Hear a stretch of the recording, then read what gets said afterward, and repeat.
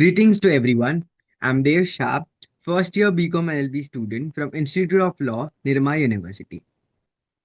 Greetings, I am Gunjan Kothari, also a first year BCom LLB student from Institute of Law, Nirma University. Before we begin talking about laws, statistics, or policy reforms, let me begin with stories that will instigate you to think, why are we not talking about domestic violence? A young woman living in a metropolitan city, educated, independent, and in a live-in relationship by choice. From the outside, when we looked at her life looked perfectly fine, modern, and even ordinary. But inside her home, she was afraid. She was driven by a sense of fear. She told her friends that her partner controlled her movements and their arguments often turned into violence. And at one point, she even wrote to the police that she feared for her life. But what happened? Nothing. And months later, she was killed by the same person she has been living with. So, what shocked the nation was the brutality of the crime, but what should trouble us even more is this. The violence did not begin with murder. It began much earlier with the fear that was not even taken seriously. Ah, another story about a mother who asked for something that was never been controversial. She wanted her daughter to continue her education, and that simple demand became a trigger for violence. She was beaten by her husband and in laws for insisting that her daughter should study beyond what they considered to be acceptable. There was even no crime scene tape, no national outrage, just another household where violence took over obedience.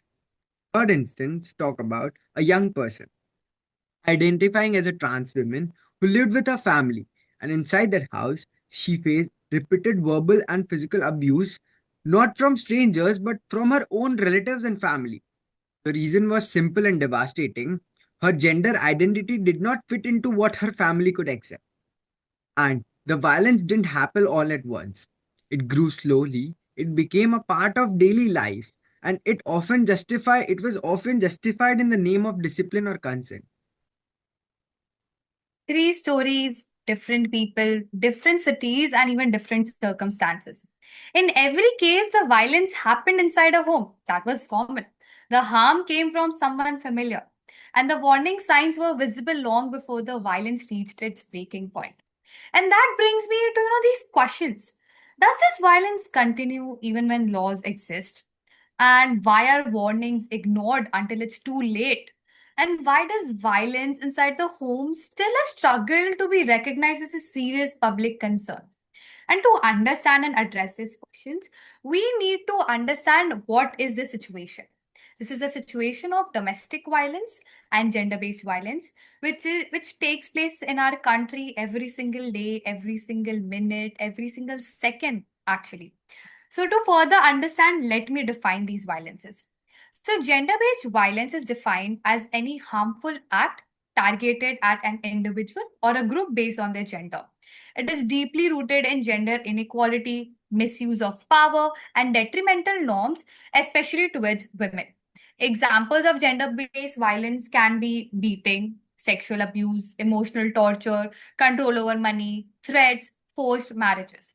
Whereas if we talk about domestic abuse, also called domestic violence, intimate partner violence, can be defined as a pattern or behavior in any relationship that is used to gain or maintain power and control over an intimate partner.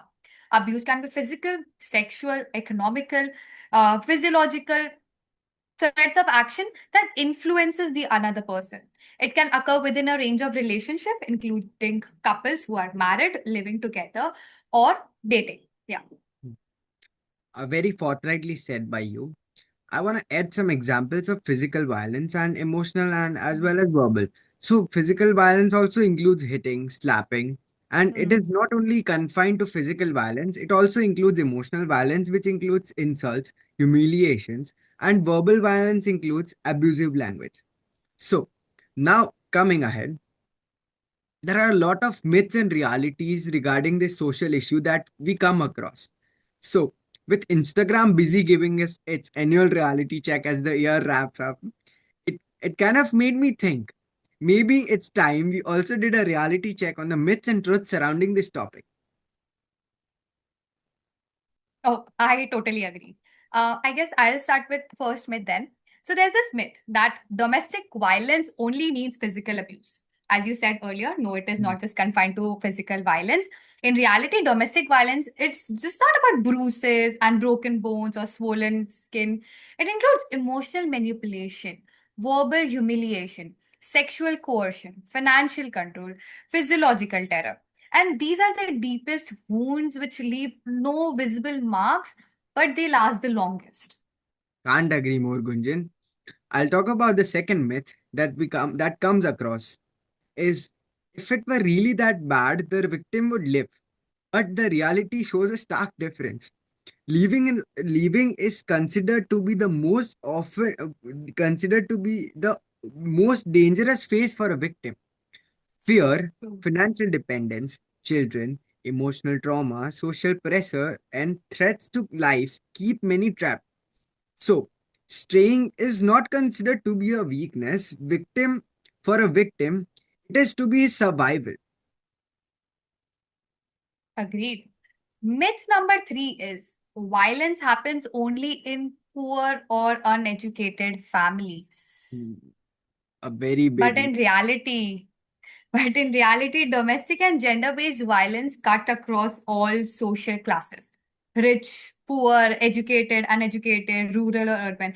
I guess this is the only segment where they do not see the classes of people. So In true. affluent or educated households, violence is often hidden, normalized, or silenced due to social image and stigma. I really wonder our constitution, as our lawyers, as future lawyers, our constitution promises equality, dignity. But why does domestic and gender based violence still exist to this day, still in this 21st century? Is it driven by those historical patriarchal systems, mindsets, social hierarchies, lack of legal awareness, or a mindset that weakens how the law is actually being enforced? Look, our Indian constitution guarantees equality under Article 14 and dignity under Article 21. But long before these ideals were written into law, society was surrounded by such concepts that are known to be patriarchy, hierarchy, and control. And according to the National Family Health Survey, nearly 1 in 3 women in India has experienced domestic violence. And yet, only a small percentage of women ever try to report it to the police or courts. So, this tends to tell us that law is not absent, but using the law feels risky, exhausting, or unsafe. And talking about this, we we need to understand where we are still failing. First, social mindset. So, violence inside home is still seen as a private issue, and people don't consider it to be as a public concern. But police records and NCRB data also shows that massive underreporting of domestic violence occurs. Second, weak enforcement. Laws like Domestic Violence Act and workplace harassment laws still exist in today's world. But what to be questioned is their implementation, not the law itself. Third, lack of legal confidence. Many women are still aware of their rights. They know what they have in their hand, but they fear retaliation, such as loss of income, because of social stigma and litigation, which is so prolonged these days. So yes, patriarchy matters, hierarchy matters, awareness matters. But what truly sustains violence is the gap between law and lived reality. You need to understand this. And until violence inside homes and workplaces is treated with same seriousness as violence on the streets, the constitution's promise of dignity will only remain real on paper and will remain fragile in practice. I definitely agree with you. But if we move to myth number four, which is workplace harassment is not gender based violence. But in reality, sexual harassment, intimidation, and discrimination at workplaces are forms of gender based violence. They affect dignity, mental health, and career growth, especially for women trying to climb the professional ladder. You know? Yes, I agree, Gunjan. If that comes that gets me to a question, that if women today are encouraged to work, lead, and build their own identities, why does gender-based violence still persist in workplaces, keeping them from climbing the professional ladder and reinforcing the belief that they are less capable than men? At first glance, this is such a big contradiction that they, support women to enter into this work field, but they do not let, have them climb the professional ladder. We keep telling women to study, to work, to lead, to build, an independent Mm. lives in many ways, and they are exactly doing that. But women are entering offices, boardrooms, courtrooms, classrooms in unprecedented numbers, but still there exists a gender-based violence in these Right. workplaces. The reason is very simple. Social attitudes. Our social attitudes have not changed over these years. They have not evolved at the same pace as the formal opportunities have evolved for Correct. women. Correct. Correct. Workplaces are opening their doors to women, but they often remain as power structures and they were never designed for them. And with the leadership remains very male dominated, informal networks exclude women, authorities still unconsciously associated with masculinity, and in such environment, harassment becomes a way to reassert control, to tell them that you are not above us, you are always going to be below us. Ye- Indian law itself recognized this long before society did. In the case of Vishaka versus State of Rajasthan, our Supreme Court made it very clear that sexual harassment at the workplace is not merely an inappropriate behavior, it is a violation of a woman's fundamental right to equality, dignity, and livelihood, which has been mentioned under our golden triangle of Constitution, which is Article 14, 15, and 21. Despite this, the problem persists because reporting it is very costly for women. What if they lose their job? What if their income is cut? What if they're the sole breadwinners for their family? Their family would have to survive. How would their family would survive? Multiple studies and government data indicate that workplace harassment is severely underreported. And this creates a paradox. Women are told that they are empowered, yet the moment they speak up, they're perceived as difficult, emotional, and not a team player. So, Definitely. gender based violence persists not because women are incapable, but because institutions still test their endurance more than they ensure their safety. So, until workplaces move from formal inclusion to a substantive equality, violence will continue to function as a silent gatekeeper, limiting how far women are allowed to use. Fair enough, Kunjan. Now moving to the fifth myth, gender-based violence happens only to women. I think this is, in this contemporary world, is believed to be one of the biggest myths.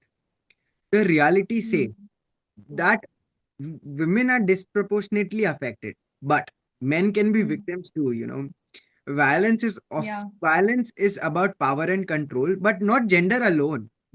A justice system that listens to all victims becomes stronger, not weaker. We need to make the people understand. Yeah. And this gender-based violence, is this what do you feel like? Is this an issue that affects only women, or does it still also impact men? And the recently proposed bill for National Commission for Men Bill, which is a private bill, seeks to address this broader reality. So, look, first, when we speak of gender justice in India, the conversation always has the historical and systematic operation faced by women. Hmm. Institutes like National Commission for Women and gender specific protective laws were not privileges but necessities, responses to inequality, violence, and exclusion that women faced. However, we need to understand that acknowledging women's suffering does not require us to ignore the emerging and often silenced challenges faced by men. The proposed National Commission for Men bill is an important and timely step toward addressing this imbalance. While women have been granted legal safeguards, there have also been instances where these protections have been misused. Keep in mind, leading to harassment, social ostracization, and prolonged legal trauma for men. There are documented cases where men have been victims of domestic violence, emotional abuse, or false implication, and yet their experiences are dismissed due to prevailing social assumptions that men cannot be victims and women cannot be preparators. So, what is justice if it is based on stereotypes, right? Now, the idea behind the National Commission for Men is not to compete with women's rights or undermine existing protections. Instead, it seeks to ensure that access to justice is truly gender neutral, responsive, and fair. A system that fails to recognize male victimhood is not progressive, it is incomplete. Our constitution under Article 14 guarantees equality before the law to all persons, and which includes both men and women. And at the same Mm, time, the true. principle of equal protection of law allows the state to recognize different degrees of vulnerability, and women historically and structurally face greater aggravation in many contexts, and that justifies gender specific protection. Okay, but equality means to address what the men also face and not just turn blind eye towards it. You know, as a woman, this can be very contradicting, but I totally agree with you. I do support the National Commission for Men Bill. This does not, diminish the pain that women have endured. But our constitution preaches this equality. As you mentioned in Article 14, it has been said that it is equal protection of law, it is equality for all and equal protection of all. Rather, it strengthens the idea that justice is not selective and rights are not, gender exclusive. It is for all. Each gender is a human at the end of the day. Yes, In that very, sense, the National Commission for Men should not be seen as a rollback of women's right, but a step towards, inclusive justice, where dignity, mental health, and legal protection are ensured for everyone. I guess we are done with our myths and we come to our end of this segment and our episode. One thing that has become very clear to me is that gender based violence and domestic violence are not isolated incidents, not they're confined to just one gender, one household, or one workplace. mm, They're deeply rooted in our history, mm, social conditioning, power dynamics, long mm, standing inequalities that we often normalize without even questioning, which is wrong. mm. We spoke how violence is not always just physical, it can Yes, be emotional, yes, physiological, economic, institutional, as we mentioned yes, above. We spoke how homes, which are meant to be safe yes. spaces, and workplaces, which promise dignity and equality, can sometimes, become sites of fear and silence. Very true, Gunjan. And in respect to this, we also addressed an important and often uncomfortable truth that violence is not only experienced by women, Very a true. victim can be men also. Okay. And Yeah. acknowledging that does not weaken women's right, it strengthens the idea of justice itself. So, True. supporting men's right and women's right should not be seen as competing narratives, but as parallel struggles against the same culture of violence and silence. So in the next episode, we take this conversation a step further, and in the next episode, we'll not only bring legal expertise but years of experience and insight into how these law works in reality and not just on paper. Because this podcast is not just about discussing violence, it is about understanding it, challenging it, and slowly, consciously working towards a society where dignity is not felt as a privilege, but as a right. Thank Yes, you. Ranjan, thank you.